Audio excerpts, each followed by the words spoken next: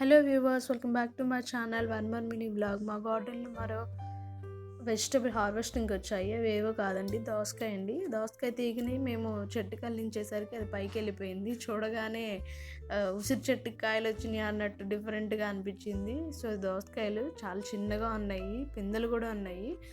So చెట్లో కలిసిపోయేసరికి అస్సలు అర్థం కాలేదు. ఈవినింగ్ సన్సెట్కి అసలు అవి దోసకాయలు మెరుస్తున్నాయండి. అసలు ఎంత బాగున్నాయో. దోసకాయలు అంటే ఇష్టం లేని వాళ్ళు కూడా ఖచ్చితంగా తింటారు, అంత బాగుంది చూడడానికి కాయలు.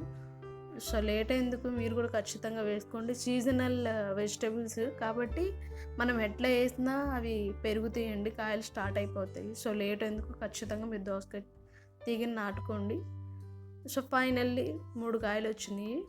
సో ఒక పూట కూరకైతే ఖచ్చితంగా సరిపోతాయండి. హ్యాపీగా ఆ రోజు ఆర్గానిక్ ఫుడ్ తిన్న ఫీలింగ్ ఉంటుంది. సో నచ్చితే లైక్ చేయండి, షేర్ చేయండి.